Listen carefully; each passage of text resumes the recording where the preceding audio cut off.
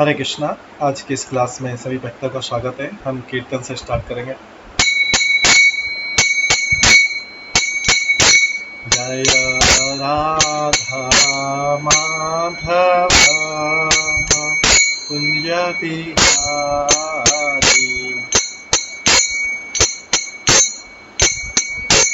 जय गोपीजन वल्लभ गिरिवरधारी,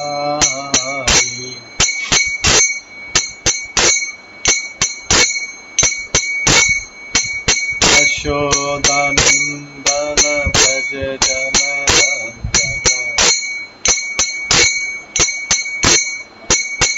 यमुना तीरावनचारी,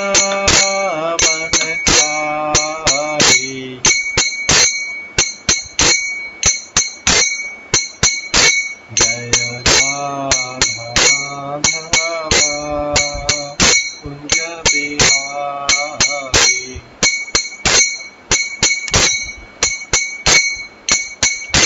हरे कृष्णा कृष्णा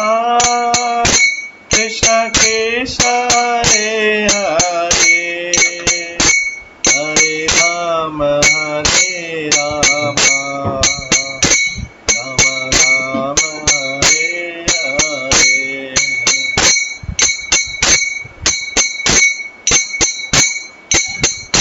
हरे कृष्णा कृष्णा कृष्णा हरे हरे, हरे राम राम राम हरे हरे।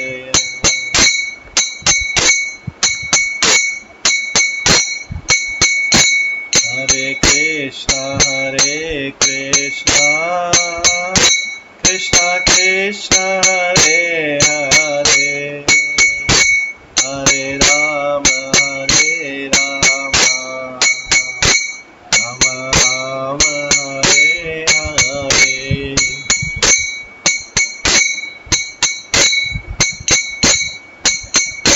हरे कृष्णा कृष्णा कृष्णा हरे हरे, राम राम राम हरे हरे।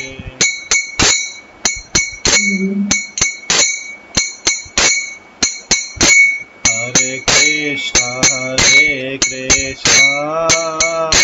कृष्णा कृष्णा हरे हरे, हरे राम राम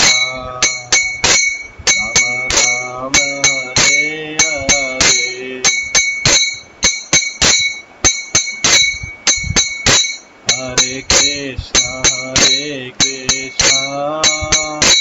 कृष्णा कृष्णा हरे हरे, हरे राम राम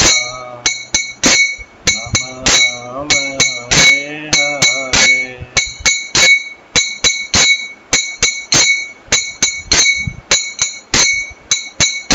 हरे कृष्णा कृष्णा कृष्णा हरे हरे, हरे राम राम राम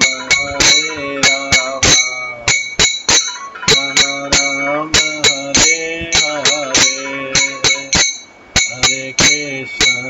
हरे कृष्णा कृष्णा कृष्णा हरे हरे, हरे राम राम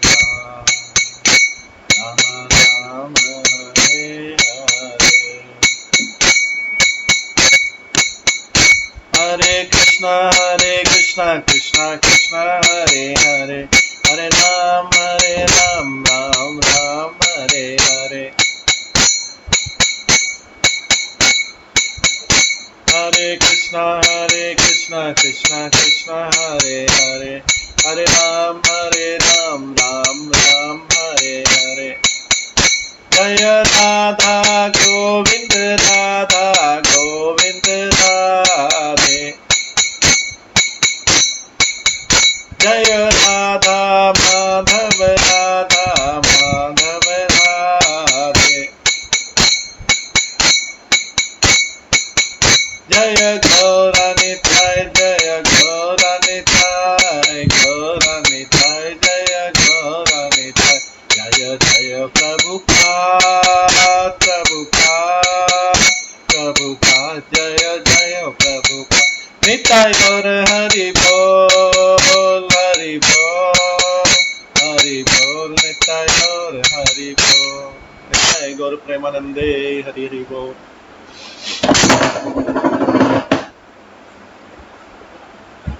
हरे कृष्णा। आज की इस क्लास में सभी भक्तों का स्वागत है। आज हम एक नया टॉपिक स्टार्ट करने जा रहे हैं,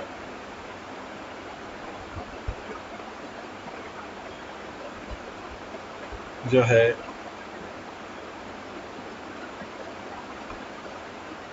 शिव तत्व। हम यहाँ पे वैष्णव साहित्य में, वैष्णव शास्त्रों में शिव तत्व का क्या अर्थ है, शिव कौन है और शिव तत्व का अर्थ क्या है, इसके बारे में श्रवण करेंगे। वैष्णव लोग शिव जी को कैसे सम्मान करते हैं और उनको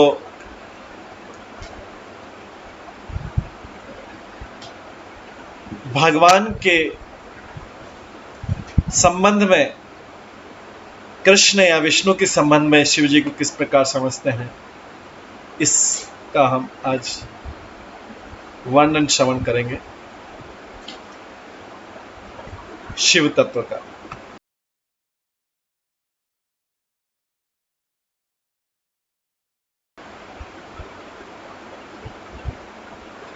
तो शिव जी जो है भगवान श्री कृष्ण की स्वेच्छा से प्रकट हुए।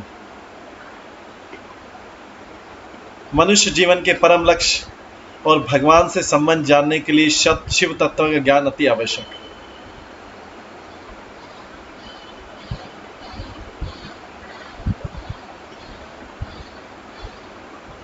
शिव जी के अनेक नाम और रूप हैं, जैसे शंकर, शंभु, महेश आदि, लेकिन अपने मूल रूप में वे गोपेश्वर महादेव और उसमें इस रूप में वे भक्ति के द्वारपाल, क्षेत्रपाल। सब जगह इनको क्षेत्रपाल बोला जाता है शिव जी को।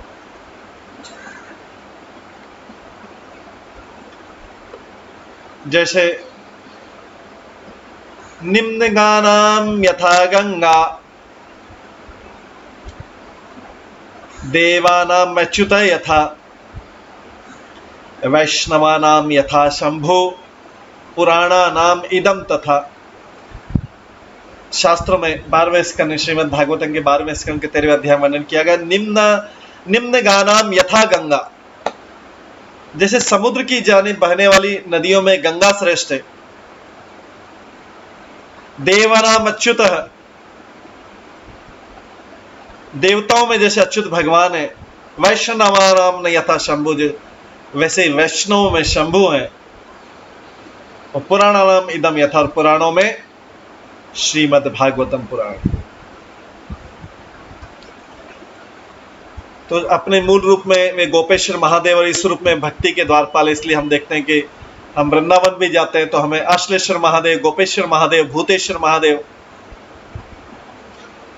नंदेश्वर महादेव, इनके दर्शन करते। हर जगह क्षेत्रपाल है, भगवान के भक्ति राज्य के द्वारपाल। वे भगवान की निस्वार्थ सेवा के रूप में भक्ति मार्ग पर चल रहे हैं। साधकों पर कृपा करके उनका मार्ग सरल और सुरक्षित बना देते हैं। जो भगवान की निस्वार्थ सेवा करते हैं और जो भक्ति मार्ग पर आगे चलना चाह रहे हैं, उनका मार्ग सरल और सुरक्षित बना देते हैं।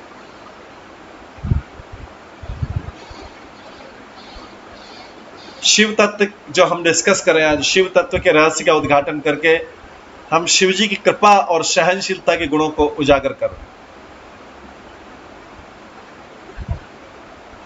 शिव जी इसके प्रमाण के रूप में शास्त्रों में अनेक उदाहरण दिए गए। शिव जी के अंदर कई एक गुण ऐसे पाए जाते हैं जो एक गुण दूसरे के विरोध में है। ये शिव जी का इस तरीके से अवतार है, एक गुण दूसरे के विरोधी, उनके अंदर ऐसे गुण है, परस्पर विरोधी गुण भी पाए जाते हैं। वे जगत की प्रलय होने पर भी जगत की सृष्टि के उपादान, वे जगत की सृष्टि में भी रिस्पॉन्सिबल और जगत के प्रलय में भी रिस्पॉन्सिबल, ऐसा गुण है। सृष्टि बनाने वालों में भी उनका नाम होता है, उनके और पार्वती के संयोग से सृष्टि बनती है, और उनकी तीसरी आंख से जब अग्नि निकलती है प्रलय होता है। तो शिव जी सृष्टि बनाने वाले भी प्रलय करने वाले। शिव जी में ऐसे विरोधाभासी गुण भी पाए जाते हैं। ये सब भगवान की सेवा के लिए। वे तमोगुण के अधिष्ठाता होने पर भी वे दिव्य ज्ञान के भंडार हैं। वे छल करने में चतुर, साथ में परम कृपालु भी है। ये परस्पर विरोधी गुण है।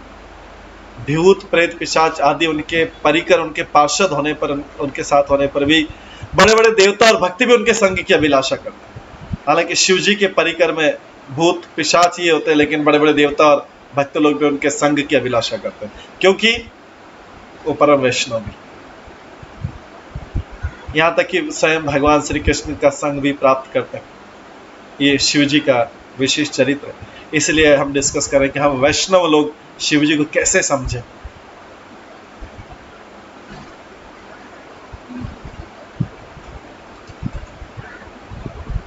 तो आज हम शिव तत्व को इस तरह समझने का प्रयास करेंगे। शिव जी के संबंध में अनेक मत हैं। शिव जी के कार्यकलाप भी अत्यंत अद्भुत है। शिव पुराण के अनुसार शिव जी परमेश्वर है, सभी सृष्टि के मूल हैं, सभी के आराध्य हैं। सृष्टि के मूल भगवान की कृपा से सृष्टि उत्पन्न करते हैं, और भगवान की कृपा से, कृष्ण की कृपा से वो सृष्टि का विनाश भी करते हैं। सभी देवताओं में प्रधान होने से देवों के देव महादेव कहलाते हैं।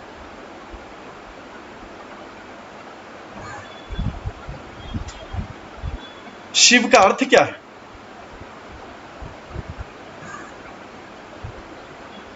शिव का अर्थ है मंगलमय।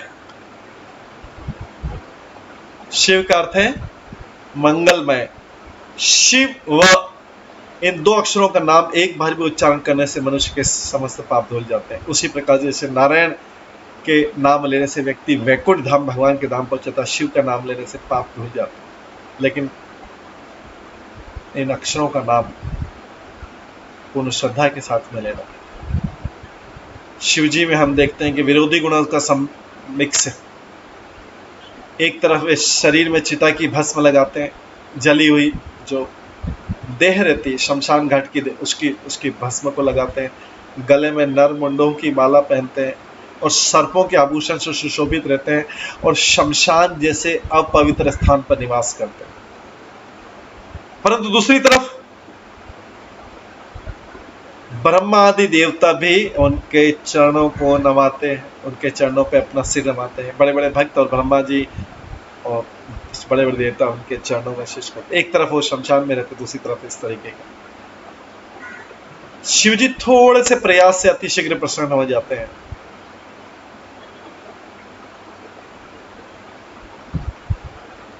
इसलिए वे आशुतोष भी कहलाते हैं। थोड़े से प्रयास से प्रसन्न होते हैं, परंतु वो सृष्टि के संहार भी कार्य करते हैं क्रोध में आके। तो जल्दी प्रसन्न भी हो जाते हैं, लेकिन जल्दी क्रोधित भी हो जाते हैं। कामदेव ने जब उनको मोहित करने का प्रयास किया था,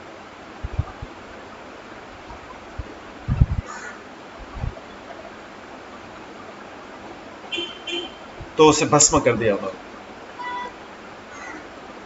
एक तरफ कामदेव को भस्म कर दिया, लेकिन दूसरी तरफ विष्णु के मोहिनी रूप से, जो हम भागवत में पढ़ेंगे, विष्णु के मोहिनी रूप से मोहित होकर पार्वती जी के सामने कामास्तक और उनके पीछे दौड़ते हैं।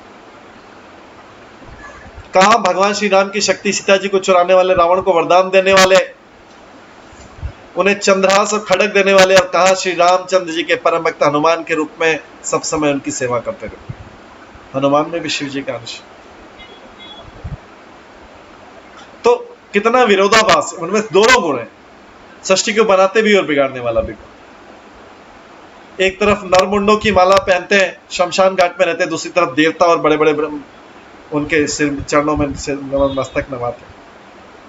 एक तरफ वो कामदेव को भस्मित कर देते, कामदेव से प्रभावित नहीं होते, लेकिन दूसरी तरफ विष्णु के मोहिनी रूप से प्रभावित हो जाते, कामासक्तों के विष्णु के मोहिनी रूप के पीछे भागते। हालांकि पार्वती जी वहीं खड़ी। कहां भगवान श्री राम की शक्ति सीता जी को चुराने वाले रावण को वरदान देते हैं, और कहां श्री राम के परम भक्त हनुमान जी के रूप में सब समय उनकी सेवा करते हैं। और एक और कैलाश पर्वत पर समाधि लगाकर सदा श्री कृष्ण की अष्टकाली लीला का रस का आस्वादन करते हैं। एक और कैलाश पर्वत पर समाधि लगाकर सदा श्री कृष्ण की अष्टकाली लीला का रस का आस्वादन करते हैं, और कहा भूत पिशाच प्रेतों को परित्र बना के उनकी सभा में आनंद के साथ विराजमान होते और नाचते। शिवजी वास्तव में कौन है? क्या वे स्वयं भगवान है, या क्या वे श्री कृष्ण अथवा रामचंद्र जी के भक्त हैं? क्या वे भगवत तत्व है अथवा जीव तत्व है? इन प्रश्नों के समाधान के लिए हम शास्त्र तथा पूर्व आचार्यों के मतों को सुनेंगे। शिवजी के चरित्र को समझने के लिए पूर्व आचार्यों ने शास्त्र सम्मत 3 प्रकार के विचारों द्वारा वास्तविक तथ्य को समझाने का प्रयास किया। पहला है उनका तत्वगत विचार, दार्शनिक सत्य जिसके द्वारा उनका संबंध प्रकाशित है।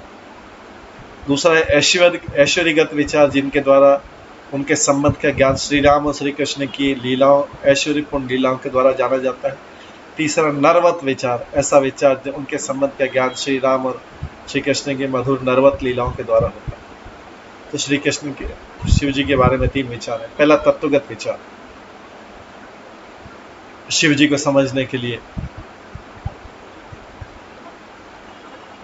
द्वापर युग में इसकी कथा इस प्रकार से। द्वापर युग में भगवान श्री नारायण के अवतार व्यास देव जी का जन्म हुआ।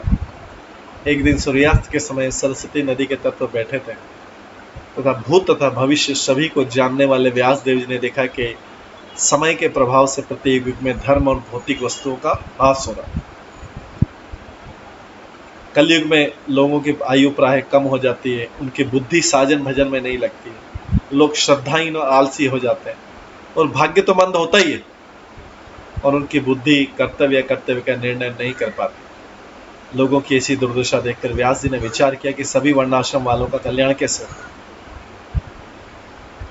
उन्होंने सोचा कि वैदिक चातुर्होत्र कर्म लोगों के हृदय को शुद्ध करने वाला है, इसलिए यज्ञों के विस्तार के लिए एक ही वेद के विषय के अनुसार ऋक, यजुर, साम और अथर्ववेद 4 विभाग कर दिया उन्होंने वेदों के, कलयुग के हिसाब से कर दिया। और जो इतिहास और पुराण है उनको पंचवेद बोल दिया। तो व्यास देव जी ने अपने शिष्यों में से ऋग्वेद में पैल, सामवेद में जैमिनी, यजुर्वेद में वैशंपायन और अथर्ववेद में सुमंत मुनि, और इतिहास एवं पुराणों में रोमहर्षण को प्रवीण कर दिया, एक्सपर्ट कर दिया। इन ऋषियों ने अपने अपने वेदों के और भी विभाग करके अपने शिष्यों को दे दिया।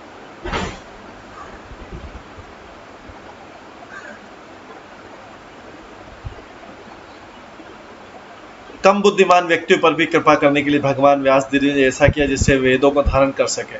तो व्यास जी ने जिस 18 पुराणों की रचना की, जिसमें 6 पुराण तमोगुणी कर दिए, 6 पुराण रजोगुणी कर दिए और 6 पुराण सत्वगुणी वृत्ति वाले व्यक्तियों के लिए बनाए।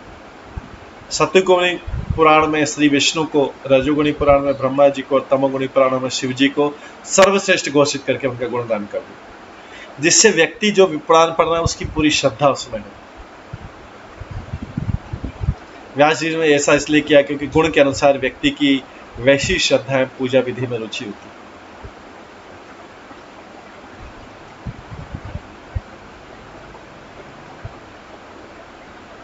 व्यास देव जी ने पुराणों का विभाग कर सभी को अपने गुणों के अनुसार अपने इष्ट की पूजा से क्रमशः उन्नति करते हुए अंत में शुद्ध सत्य में स्थित होकर निर्गुण भक्ति लाभ करने का सुयोग प्रदान किया। ऐसा महान जगतकारी कल्याण करने पर भी व्यास देव जी के हृदय में संतोष नहीं हुआ।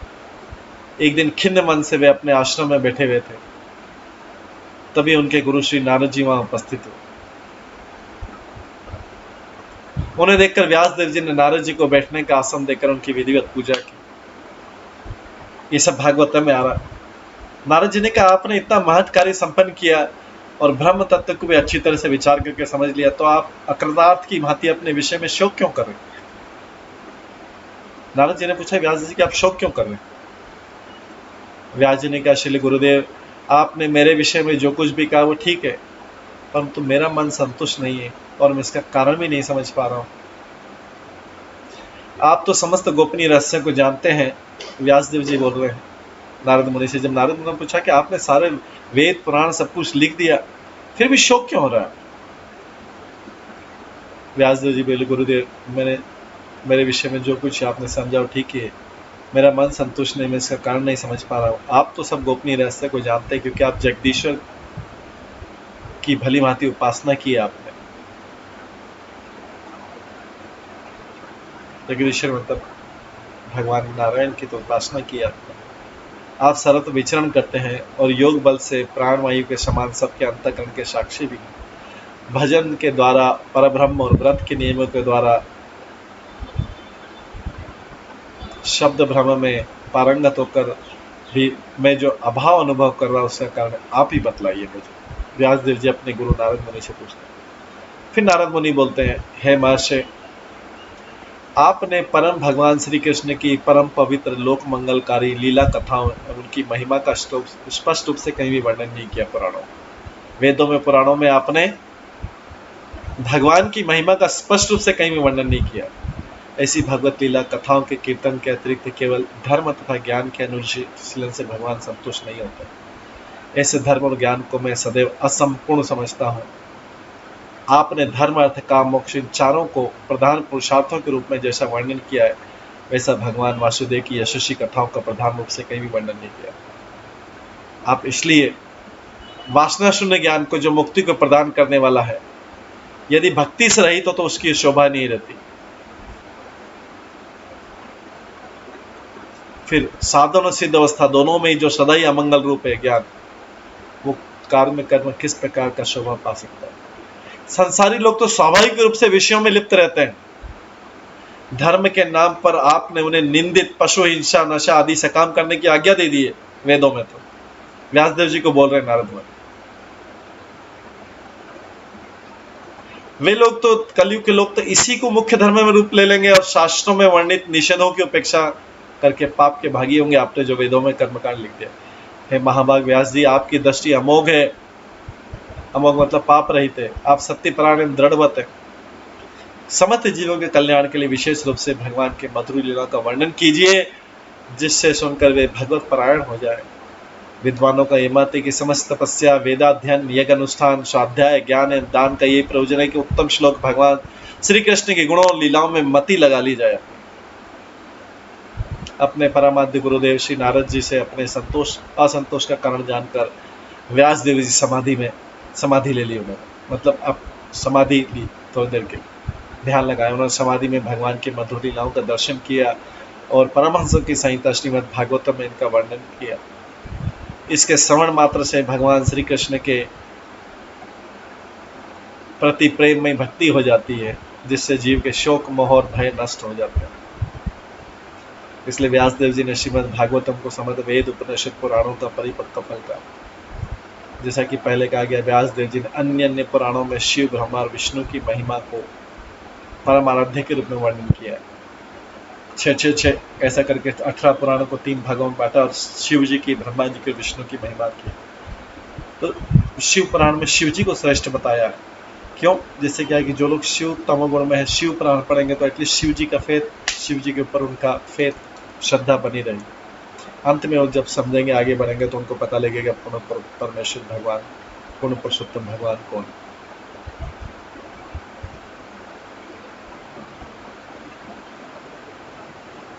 अब वे व्यासदेव जी श्रीमद् भागवत में दिखलाते हैं कि पहले जिन गुणावतार, शक्त्यावेश अवतार, पुरुषावतार आदि के संबंध में अन्य अन्य पुराणों में वर्णन किया गया है, वे सभी कृष्ण के अंश अथवा अंश के अंश या कला है।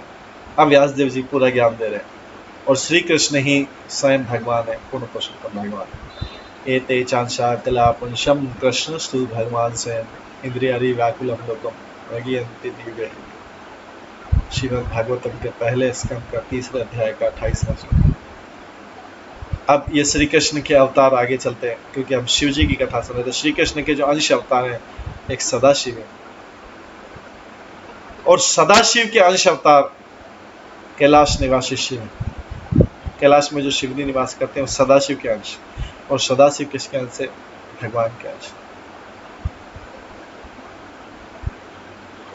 भगवान श्री कृष्ण की ऐश्वर्यपूर्ण लीलाओं के द्वारा यह जाना जाता है कि वे ही शिव जी के आराध्य देव हैं। सदा सर्वदा शिव जी उन्हें आराध्य के रूप में सम्मानित करते हैं। ये जो इस भौतिक जगत में 8 आवरण है, पृथ्वी जल अग्नि वायु आकाश मन बुद्धि अहंकार, 8 आवरणों से ऊपर है विरजा नदी। विरजा नदी भौतिक जगत को आध्यात्मिक जगत से सेपरेट करती, दोनों के बीच में नदी विरजा नदी। इसको पार कर मुक्ति लोक को भी पार करने के उपरांत शिव जी का लोक आता है। मुक्ति लोक मतलब ब्रह्म ज्योति वाला पशु शिव जी लोक आता है। वहाँ शिव जी सदाशिव के नाम से जाने जाते हैं और वे भगवान विष्णु के प्रकाश।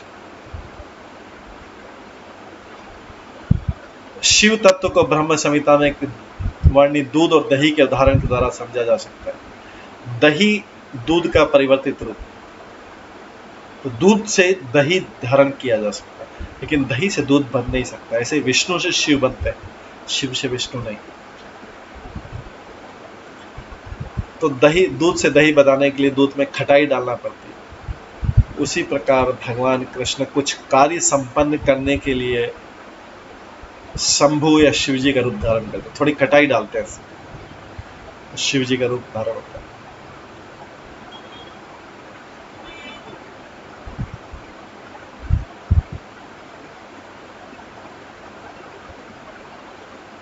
श्री कृष्ण वास्तव में परम सत्य और उनका परिवर्तन कदापि संभव नहीं है। उनका स्वाभाविक रूप कभी विकृत नहीं होता।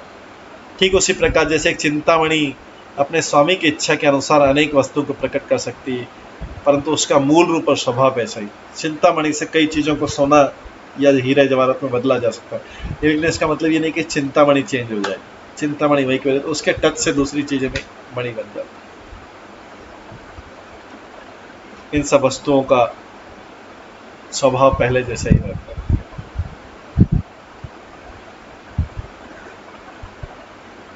तो ये था।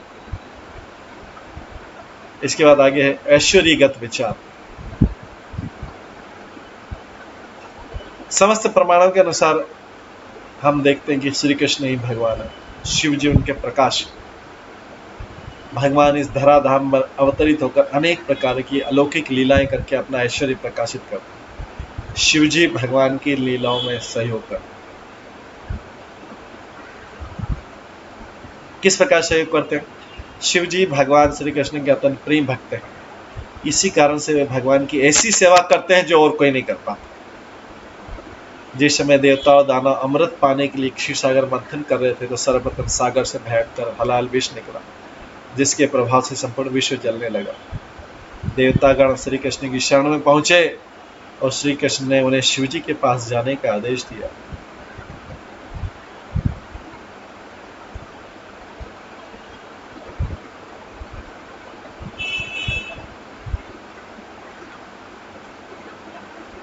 देवताओं ने शिव जी की स्तुति की है, महादेव इस कालकूट विष से हमारी रक्षा कीजिए, केवल आप ही हमारी रक्षा कर सकते हैं।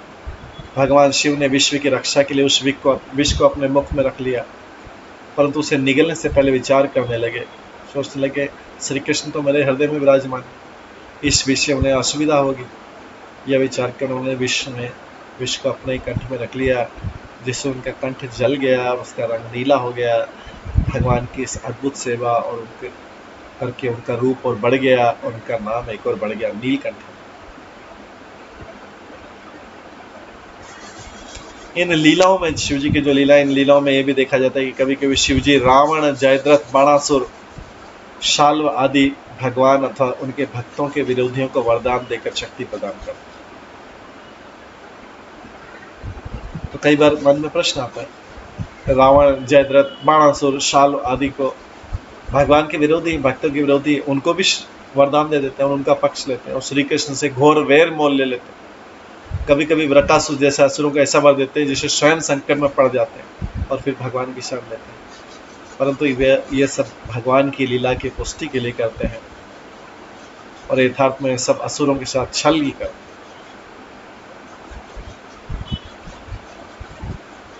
आगे के अध्याय में इन सबका विस्तार से वर्णन किया जाएगा। इसके बाद शिव जी के बारे में नरवत विचार किया। नरवत लीला के अनुसार भगवान श्री कृष्ण श्री रामचंद्र की लीला एक साधारण मनुष्य की भांति। जब भगवान श्री रामचंद्र नर लीला कर रहे थे तो उनका व्यवहार एक साधारण मनुष्य जैसा था। रावण के चंगुल से सीता को छुड़ाने के लिए वे सागर के तट पर खड़े होकर विचार करने लगे कि मैं इसे लांग कर, सागर को लांग कर लंका कैसे पहुंचूंगा। रामचंद्र जी जैसा विचार कर उन्होंने सोचा कि मुझ में तो इतनी सामर्थ्य नहीं, परंतु यदि मैं शिव जी को प्रसन्न कर लूं तो उनकी कृपा से संभव हो जाएगा। इसलिए वे शक्ति प्राप्त करने के लिए रामेश्वर महादेव की प्रतिष्ठा करके उनकी आराधना करने लगे। इसलिए रामेश्वर को प्रसन्न किया, इसलिए शिव जी को पूजा की। क्या भगवान में शक्ति नहीं थी, रामचंद्र में? नहीं, रामचंद्र में तो भक्त शक्ति थी। रामचंद्र जी ये लीला करने के लिए रामेश्वर की पूजा करने लगे। यह देखकर साधारण मनुष्य जो शिव जी का गुणगान करने लगे। अरे रामचंद्र जी ने भी शिव जी की पूजा की थी और कहने लगे रामस्य ईश्वर, अर्थात रामचंद्र के ईश्वर रामेश्वर की जय, आप ही श्री राम के आराध्य हैं। लोग बोलने लगे, शिव जी का गुणगान करने लगे, अरे आप, राम ने भी आपको रामेश्वर के रूप में पूजा किया। रामस्य असो ईश्वर हो, रामस्य ईश्वर, आप राम के भी ईश्वर है। श्री राम भी ईश्वर है और शिव जी ईश्वर है, इन दोनों में कोई अंतर नहीं, दोनों ही भगवान है, अति श्रेष्ठ। ऐसा लोग बोलने लगे। साधारण मनुष्य सोचते कि रामेश्वरी श्री राम के आराध्य देव है, परंतु बुद्धिमान नहीं है, सत्य नहीं। उस समय भगवान शिव जी को सुनकर और अधिक सहन नहीं हुआ और वे शिवलिंग से प्रकट होकर कहने लगे, नहीं नहीं, ये ठीक नहीं है, सत्य को समझने का प्रयास करो। राम यश ईश्वर स रामेश्वर,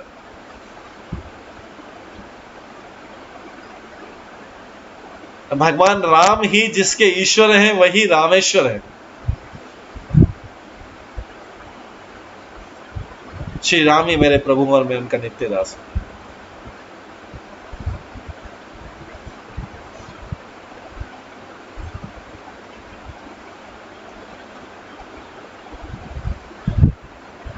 श्री वामन अवतार में भगवान श्री राम ने एक पग में समस्त पृथ्वी को नाप लिया था, तो उनके लिए समुद्र को लांघना कैसे असंभव था।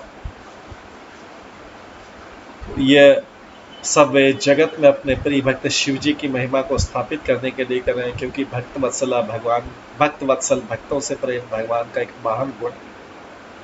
भगवान को तो सब पूज लेंगे, भगवान के भक्तों को कौन पूजेगा, इसलिए उन्होंने शिव जी की महिमा को स्थापित किया।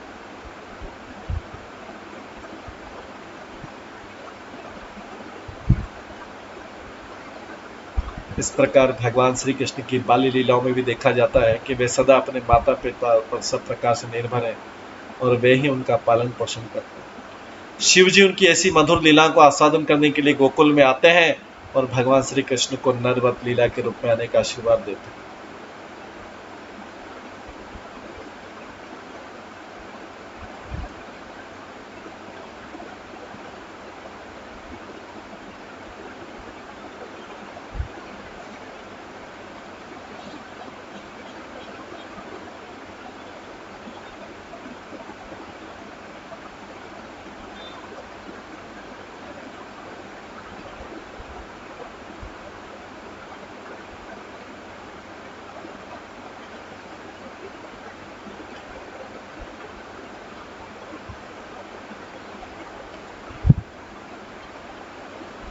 शिव जी उनकी मधुर लीला का आस्वादन करने के लिए गोकुल में आते हैं। पुराणों में भी ऐसा देखा जाता है कि जिस समय श्री कृष्ण द्वारका के राजा थे, उस समय भी उन्होंने अपनी पत्नी जामवंती से पुत्र की प्राप्ति की कामना से शिव जी की उपासना की। यद्यपि शिव जी भगवान श्री कृष्ण द्वारा इन लीलाओं में पूजित हैं, तो भी उन्हें सदा आभास रहता है कि भगवान श्री कृष्ण ही परमेश्वर है और उनके नित्य दास। इन सत्यों का ज्ञान होना परम आवश्यक है। जो इन तथ्यों को जानता है वह शिव जी और भगवान श्री कृष्ण के यथार्थ संबंध को दूसरों को समझाने में समर्थ है।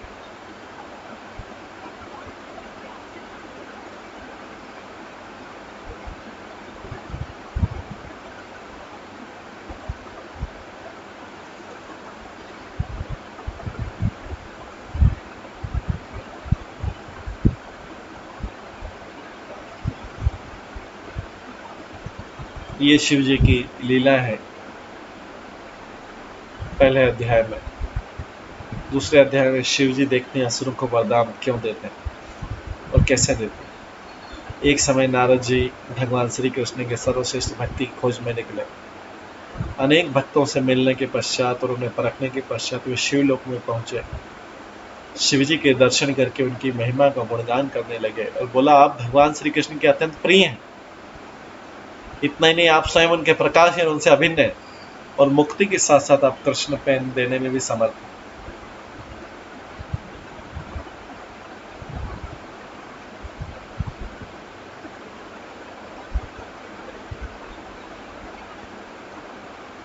नारद जी से अपनी प्रशंसा सुनकर शिवजी क्रोधित हो गए। वे कुछ समय मौन रहने के पश्चात अत्यंत विनम्रता से बोले, हैं नारद मुनि, मैं श्री कृष्ण का प्रिय भक्त बनने की इच्छा तो करता हूं, परंतु वास्तव में उनका प्रिय नहीं हूं। यदि मैं उनका प्रिय होता तो क्या मुझे तमोगुण का नियंता बनाकर सृष्टि के विनाशकारी में लगाते। आप तो जानते ही मेरी उपासना करने वाला असुर जो भगवान श्री कृष्ण और उनके भक्तों से द्वेष करते हैं, मैं तो उन्हें भी वर देता हूं। शिव जी बोल रहे हैं, मैं तो भगवान से जो द्वेष करते उन लोगों को वर देता हूं। भगवान अगर मैं ऐसे प्रिय रहते तो फिर मैं ऐसा क्यों करता। श्री कृष्ण की सेवा करने की बजाय मैं उनके विरोधियों को वर दे देता हूं और वो भक्तों को सताते हैं। मैं उनका प्रिय कैसे हो सकता। यदि वास्तव में मैं कृपा पात्र होता उनका, तो क्या वे मुझे शंकराचार्य के रूप में भेज के मायावाद का प्रचार करने की आज्ञा देते। मायावाद तो कृष्ण भक्ति का संपूर्ण विरोधी।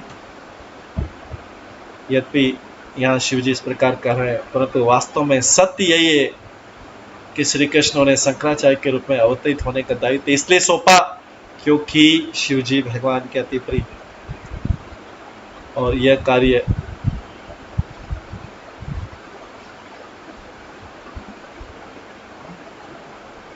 किसी दूसरे के द्वारा संभव नहीं।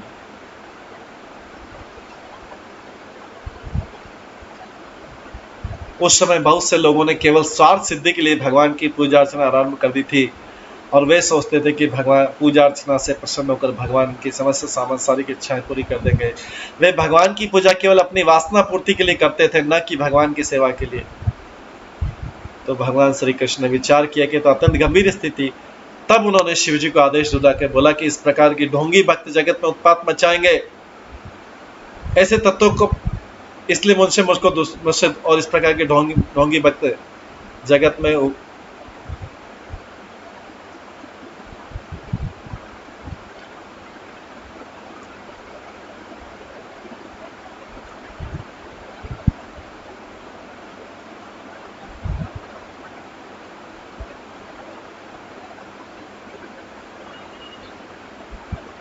इसलिए उन्हें मुझसे दूर रखो। इनको ऐसे तत्वों का प्रचार करो जो इस प्रकार शिक्षा दे कि ब्रह्म सत्य जगत मिथ्या, जीव ब्रह्म व ना परम। इस प्रकार का प्रचार करो कि सभी आत्माएं शिव, सभी आत्माएं ब्रह्म और सभी एक है, तुम निर्विशेष। किसी अन्य भगवान की पूजा की आवश्यकता नहीं क्योंकि तुम स्वयं परम भगवान। ऐसा प्रचार करो। तो इसलिए शिव जी बोल रहे हैं, मुझे मायावाद का प्रचार करने का आदेश दिया। तुम्हें भगवान का प्रिय कैसे हो सकता। अगर भगवान का प्रिय होता तो क्या मुझे ऐसा आदेश देते। नारद जी बोलते हैं, प्रभु मुझे भ्रमित करने की चेष्टा न करें। मैं जानता हूं कि आप जो कुछ भी करते हैं वो श्री कृष्ण की प्रसन्नता और उनकी लीलाओं की पुष्टि के लिए करते हैं और ये सब कार्य सभी प्राणियों के लिए हितकर है। श्री कृष्ण एवं उनके भक्तों के शत्रु आपसे वर पाने की लालसा से आपकी स्तुति करते हैं। नारद मुनि फिर भी प्रशंसा कर रहे हैं, बोल रहे नहीं, मुझे भ्रमित करने की चेष्टा मत करें। नारद मुनि शिव जी से बोले, मैं जानता हूँ आप जो कुछ भी करते हैं वो श्री कृष्ण की प्रसन्नता और उनकी लीलाओं की पुष्टि के लिए करते हैं और ये सब कार्य सभी प्राणियों के लिए हितकर है। श्री कृष्ण एवं उनके भक्तों के शत्रु आपसे वर पाने की लालसा से आपकी स्तुति करते हैं और आप उनके मनोवांछित वर प्रदान करते हैं।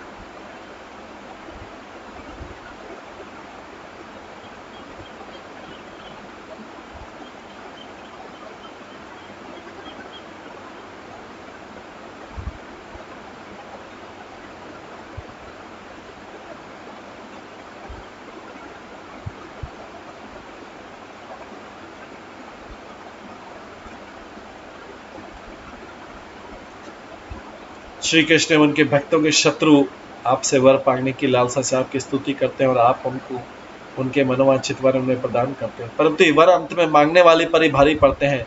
वास्तव में आप श्री कृष्ण की प्रसन्नता के लिए इन उपासकों को छलते हैं। आप निश्चित ही श्री कृष्ण के प्रियतम मित्र हैं और भक्त हैं। नारद मुनि बोल रहे हैं। शिव जी मान नहीं रहे, लेकिन नारद मुनि बोल रहे हैं। नारद जी के कथन वास्तव में सत्य है और इसी शास्त्र में अनेक उदाहरण हैं जो इस बात की पुष्टि करते हैं। जैसे जयद्रथ, शाल्व, रावण, वृकासुर, पौंड्रक, वासुदेव इत्यादि, ये सभी असुर शिव जी से वर प्राप्त करके उत्पत्ति हो गए। वासुदेव नाम का एक असुर भी था जिसने वासुदेव जैसा शरीर धारण कर लिया था। द्वारका लीला भगवान ने उसका वध किया।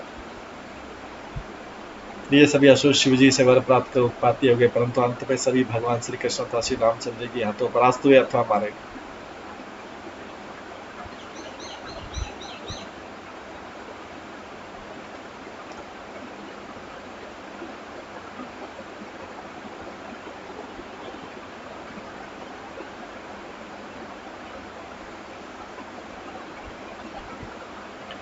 आपने राजा जयद्रथ को ही वरदान दिया था, तो महाभारत में आता है राजा जयद्रथ का नाम आता है। वो उन असुरों में से एक था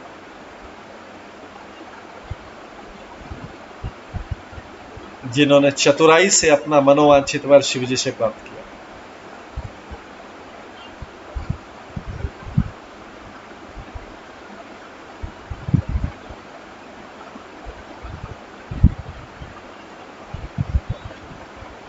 दुर्योधन की बहन दुशाला का विवाह जयद्रथ से होने के कारण वो नाते में पांडवों का भी बहनों ही लगता था।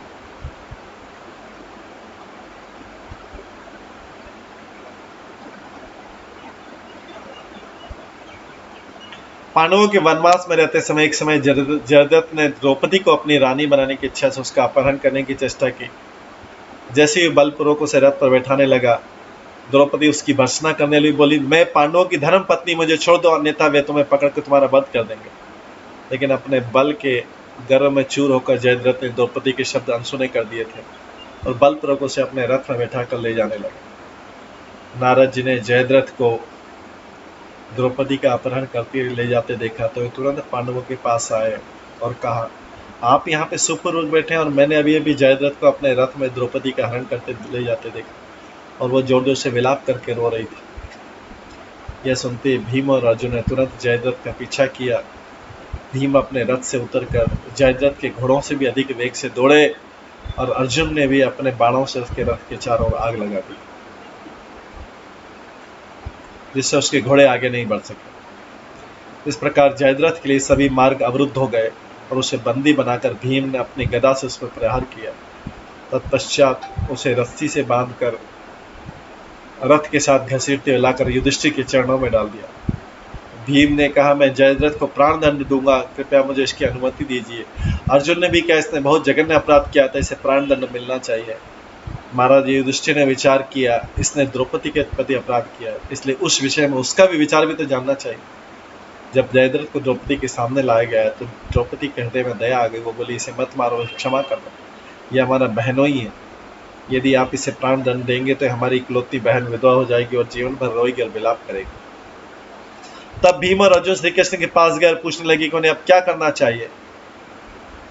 श्री कृष्ण से जाकर बोले, आप हमारा मार्गदर्शन कीजिए, क्योंकि हमने जयद्रथ का वध करने की प्रतिज्ञा की और द्रौपदी उसे क्षमा करने के लिए कह रही। ऐसा निर्णय करें कि हमारी बात भी रहे, द्रौपदी की बात भी झूठी न हो। श्री कृष्ण के आदरणीय व्यक्ति के लिए तो अपमान मृत्यु से ही बड़ा है। तब अर्जुन ने जयद्रथ की केवल 5 चोटी रखकर उसके बाकी सिर का मुंडन कर दिया और उसकी एक ओर से दाढ़ी काटकर दूसरी ओर वैसी की वैसी रख दी। जयद्रथ इससे अत्यंत अपमानित हुआ और मुक्त होकर सोचने लगा कि इससे तो मृत्यु अच्छी थी, मैं दुर्योधन आदि को अपना मुख कैसे दिखाऊंगा। उसने मन ही मन सोचा, मैं पांडवों को नहीं छोड़ूंगा, उसका प्रतिशोध अवश्य लूंगा। इस प्रकार सोचते हुए जयद्रथ भगवान शिव जी को प्रसन्न करने के लिए हिमालय स्थित गंगोत्री पर कड़ी तपस्या करने गया। कुछ माह पश्चात उसने भोजन त्याग दिया, केवल जल से ही जीवन धारण करने लग गया।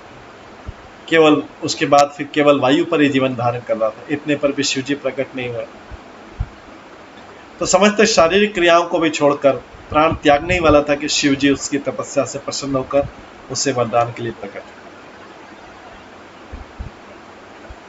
तो ये शिव जी यहाँ पे देखिए, जयद्रथ को हालांकि ये पांडवों को मारने के लिए तपस्या कर रहा है।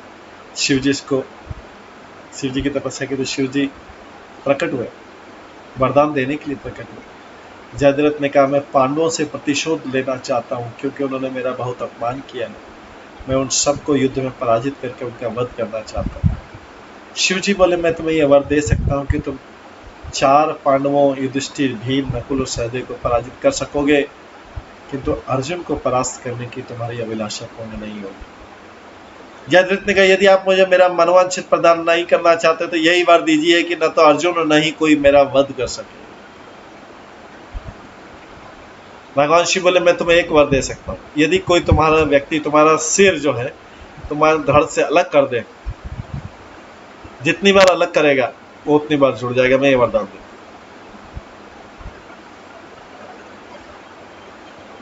वो पुनः पहले की भांति जुड़ जाएगा, तुम जीवित रहोगे और इस प्रकार तुम्हारा वध करने वाला मृत्यु को प्राप्त होगा। ये शिव जी ने वरदान दे दिया।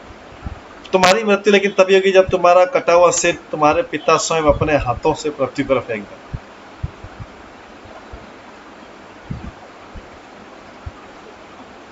तुम्हारे पिता तुम्हारा जो सिर अगर हाथों से पृथ्वी फेंक देता हो तो महाभारत में हम देखते हैं कि कैसा कंडीशन आ जाता है।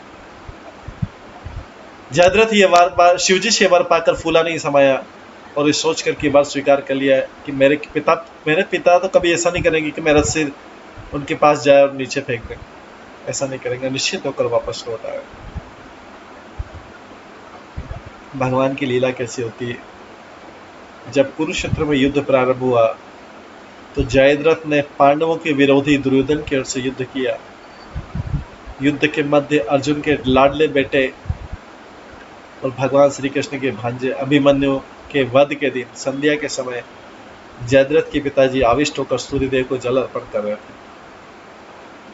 भगवान श्री कृष्ण के कहने पर अर्जुन ने इस सुनहरे अवसर को हाथ से नहीं निकलने दिया और कुशलता पूर्वक बाण चलाया कि जयद्रथ का सिर कटकर उसके पिता के हाथों में जाके गिर गया। ऐसा मारा कि पिताजी तपस्या कर रहे थे, शाम को संध्या को सूर्यदेव को जल अर्पण करते उनके हाथ में जाके एकदम अचंभित हो गए वो, उनके पिता तो, अरे ये कहां से इसका सिर आ गया, समझ नहीं था। और बिना सोचे समझे क्या वस्तु उन्होंने सिर को पृथ्वी में फेंक दिया। उसके पश्चात जब उन्होंने आंखें खोली और चिंतन करने लगी कि क्या वस्तु उनके हाथ में आई, तभी अपने पुत्र का सिर पृथ्वी पर पड़ा देखकर शोकाकुल होकर विलाप करने लगे, हे पुत्र तुम कहाँ हो। और पुत्र के शोक में उन्होंने भी प्राण त्याग दिए। इस प्रकार शिवजी से वर प्राप्त करके भी दुष्ट जयद्रथ पांडवों को पराजित करने के बदले स्वयं ही मृत्यु का ग्रास बना। तो भगवान की लीलाओं का संपन्न करने के लिए शिवजी कई बार असुरों को भी वर देते हैं। शालों को भी वरदान दिया। जब रुक्मी ने, जो भीष्मक राजा का पुत्र था, रुक्मी ने अपनी बहन रुक्मणी का विवाह चैदीराज शिशुपाल के साथ कराने का निश्चय कर लिया था और इस विवाह में भाग लेने के लिए शिशुपाल का मित्र शाल भी आया।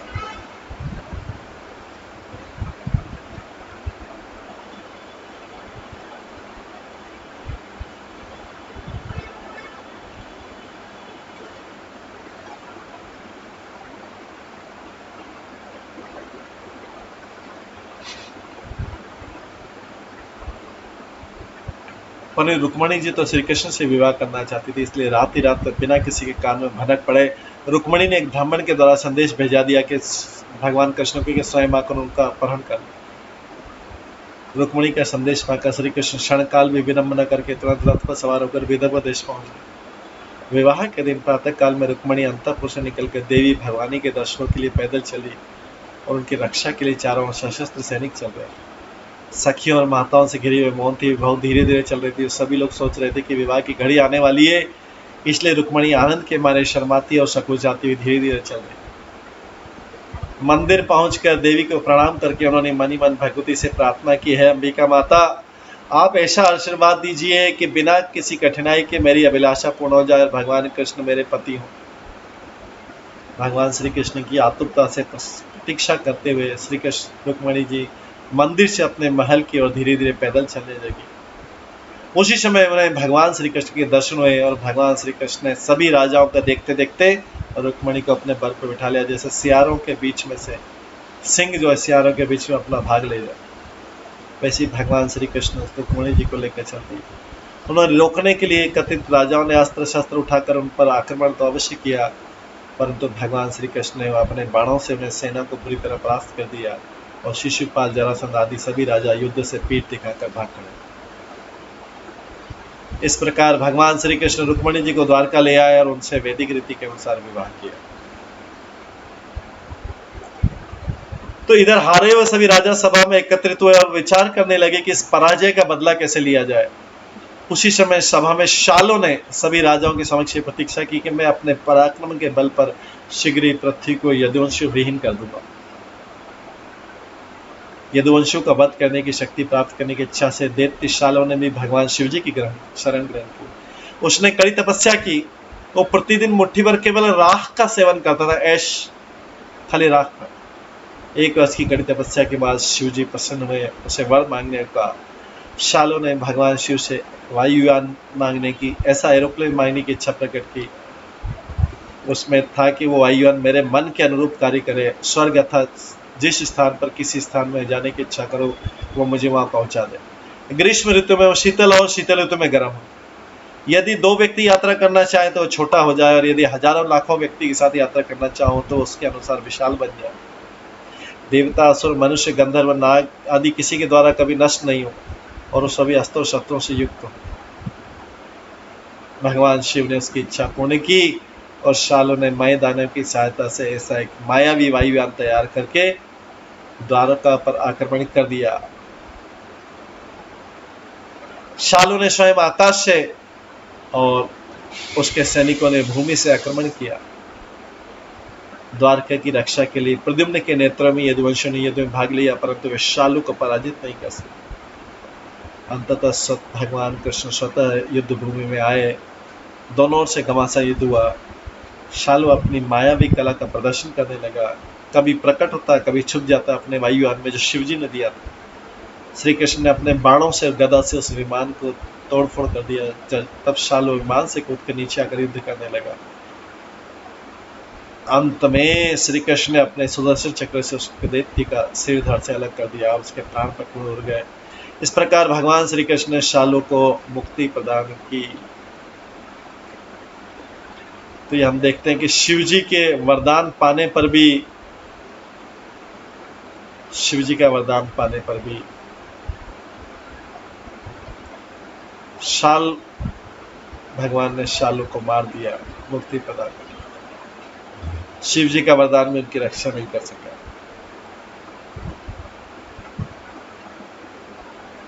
इस तरह से हम देखते हैं कि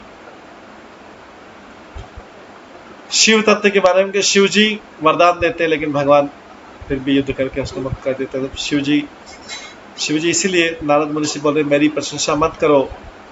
मैं अगर भगवान का प्रिय होता तो फिर भगवान के भक्तों के ऐसे शत्रुओं को मैं क्यों वर देता।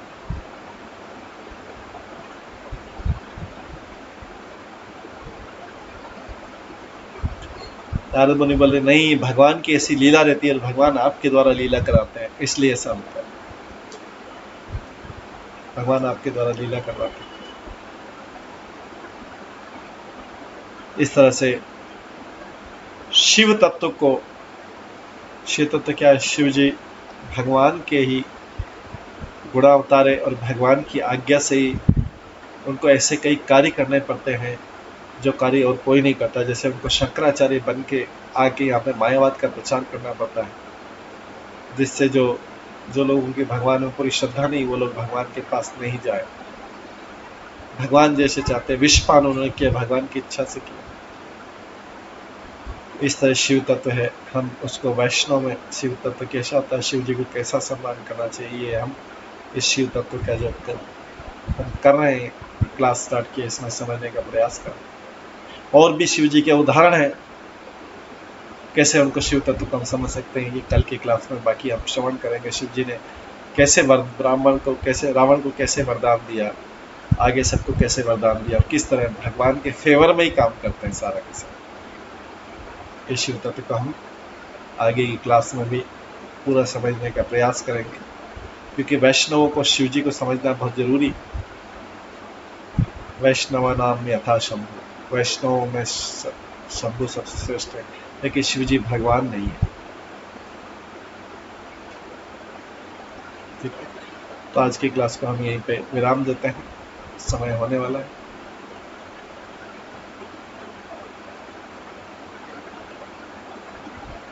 आज की क्लास में जो भी प्रश्न हो वो आप आगे की क्लास में लेंगे।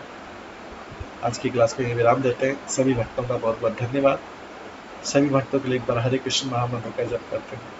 हरे कृष्णा कृष्णा कृष्णा हरे हरे, हरे राम राम राम हरे हरे। हरे कृष्ण। सभी भक्तों का बहुत बहुत धन्यवाद।